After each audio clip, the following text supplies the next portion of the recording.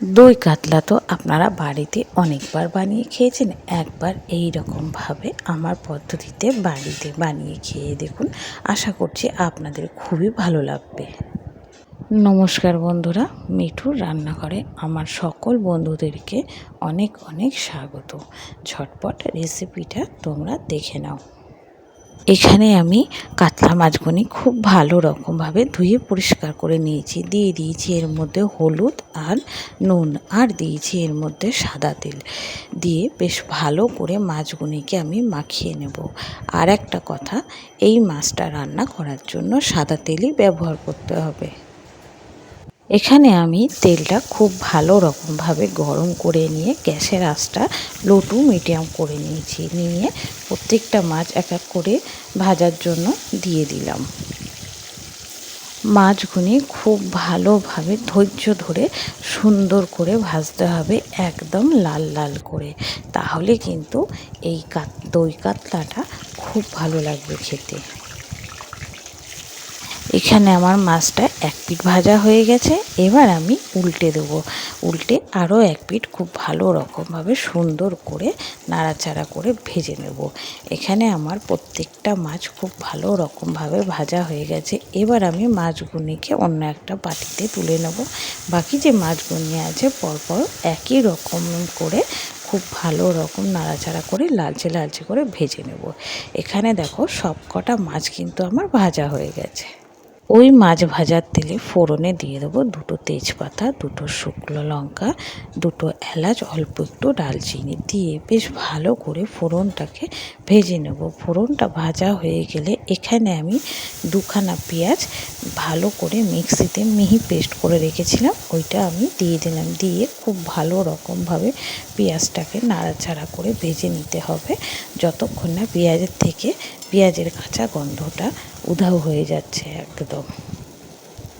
এখানে পেঁয়াজটা খুব ভালো রকমভাবে কষানো হয়ে গেছে। এবারে আমি এর মধ্যে আদা কাঁচা লঙ্কা বাটাটা দিয়ে দিলাম। দিয়ে সব কিছু আরও একবার খুব ভালো মতন কষিয়ে নিতে হবে, যাতে মশলার থেকে আদার গন্ধটা না বের হয়। এখানে মশলাটা খুব ভালো রকমভাবে কষানো হোক, আমি এদিকে আরও একটা মশলা রেডি করে নিলাম। এর মধ্যে বেশ খানিকটা পোস্ত, ওই মিনিমাম 2 চামচের মতন, আর দিয়ে দিলাম 8 থেকে 10টার বেশিও কাজু বাদাম। দিয়ে দেবো এর মধ্যে 1 চামচ মৌরিটা দিলে এর টেস্টটা কিন্তু দারুণ আসবে। এবার আমি এটা মিহি পেস্ট করে নেব।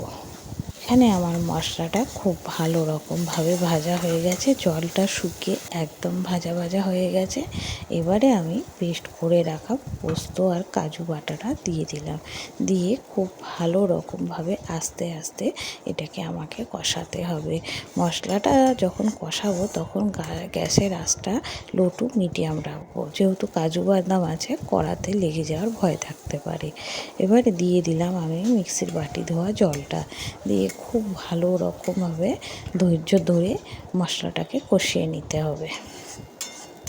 এবারে আমি দিয়ে দেবো এর মধ্যে 1 চামচের মতন জিরে গুঁড়ো, আর দিয়ে দেবো 1 চামচের মতন ধনে গুঁড়ো, আর দিয়ে দেবো এর মধ্যে পরিমাণ মতন নুন।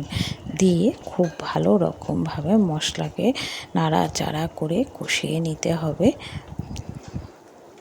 মশলাটা ততক্ষণই কষাতে হবে যতক্ষণ না মশলার থেকে তেলটা একদম আলাদা হয়ে যাচ্ছে। এই রকম পদ্ধতিতে যদি দই কাতলাটা বানানো যায় তাহলে অনুষ্ঠান বাড়ির দই কাতলার টেস্টকেও হার মানিয়ে দেবে, এতটা টেস্টি হয় এই দই কাতলার রেসিপিটা। তোমাদের সাথে গল্প করতে করতে এখানে আমার মশলাটা খুব ভালো রকমভাবে কষানো হয়ে গেছে। তোমরা এখানে দেখতেই পাচ্ছ কড়ার মধ্যে লেগে যাচ্ছে। এইবারে আমি ফেটিয়ে রাখা টক দইটা দিয়ে দেবো।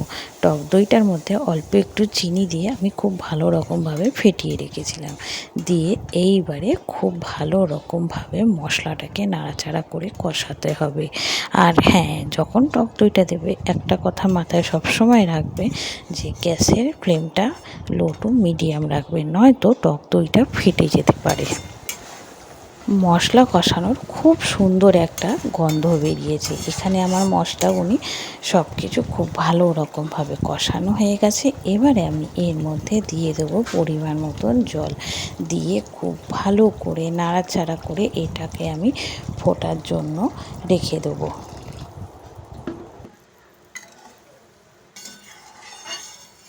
এখানে আমার ঝোলটা খুব ভালো রকমভাবে ফুটে গেছে। এবারে আমি ভেজে রাখা মাছগুলিকে দিয়ে 5 থেকে 7 মিনিট খুব ভালো রকমভাবে ফুটিয়ে নিয়ে আমার একদম রেডি হয়ে যাবে অনুষ্ঠান বাড়ির মতন দই কাতলা। এখানে আমার দই কাতলাটা একদম রেডি হয়ে গেছে। এই রকম সুন্দর সুন্দর বাঙালিয়ানা রেসিপি দেখতে হলে আমার পেজটিকে ফলো করতে হবে। আর যদি রেসিপিটা ভালো লেগে থাকে তাহলে একটা কমেন্ট, লাইক, শেয়ার করে দিতে হবে। কেমন লাগলো রেসিপিটা কমেন্টে কিন্তু নিশ্চয়ই জানিও আমাকে।